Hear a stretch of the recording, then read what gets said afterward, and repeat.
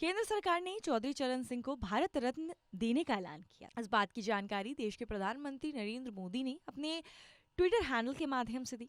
उन्होंने लिखा कि हमारी सरकार का ये सौभाग्य है कि देश के पूर्व प्रधानमंत्री चौधरी चरण सिंह जी को भारत रत्न से सम्मानित किया जा रहा है। चौधरी चरण सिंह जी का जो जीवन रहा है वो एक खुली किताब की तरह रहा है। तो चलिए आइए जानते हैं कि उन्होंने अपने जीवन काल के दौरान क्या कुछ किया और उनका जीवन कैसा रहा। चौधरी चरण सिंह का जन्म 23 दिसंबर 1902 को हापुड़ की बाबूगढ़ छावनी के पास नूरपुर गांव में हुआ।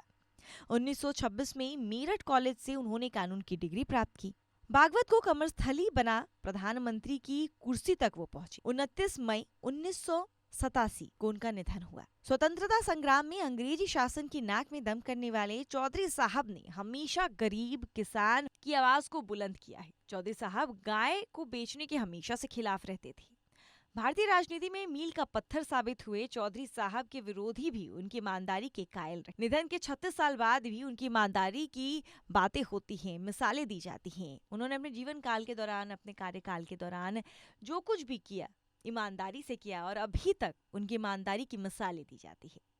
धरापुत्र चौधरी चरण सिंह और उनकी विरासत पुस्तक के अनुसार चौधरी साहब ने सितंबर 1970 में मुख्यमंत्री पद से त्यागपत्र देने की घोषणा की। तब वो कानपुर में दौरे पे थे। वहीं से सरकारी गाड़ी को वापस कर दिया और प्राइवेट गाड़ी में वापस आई। मुख्यमंत्री पद से त्यागपत्र देने के बाद उन्होंने अपनी गाय को तब के सूचना निदेशक पंडित बलभद्र प्रसाद मिश्र को दिया। तब कहा गया था कि त्यागपत्र देने से बंगला, नौकर चाकर सब चले जाएंगे। गाय की देखभाल अब कौन करेगा? गाय हमारे यहाँ बेची नहीं जाती, इसलिए आप इसे ले जाइए। चौधरी साहब ने 1954 में कृषि उपज को मिट्टी की जांच व्यवस्था शुरू कराई और अंग्रेजी जमाने का वह कानून खत्म कराया जिसमें नहर पटरी पर ग्रामीणों के चलने पर रोक। चौधरी साहब ने अपने कार्यकाल के दौरान काफी कुछ किया। चलिए अब आपको उनसे अवगत करवाते हैं।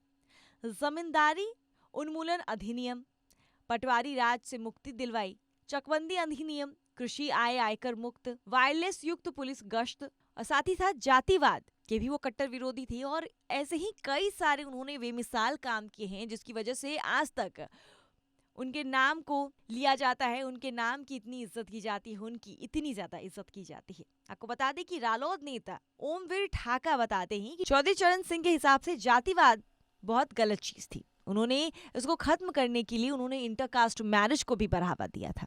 उन्होंने अपने जीवन काल के दौरान काफी कुछ किया और आज आखिरकार जाके उन्हें भारत रत्न अवार्ड से सम्मानित किया जा रहा है। ये काफी गर्व की बात है और काफी खुशी की बात है कि आखिरकार देश के 5वें प्रधानमंत्री को भारत रत्न अवार्ड से सम्मानित किया जा रहा है।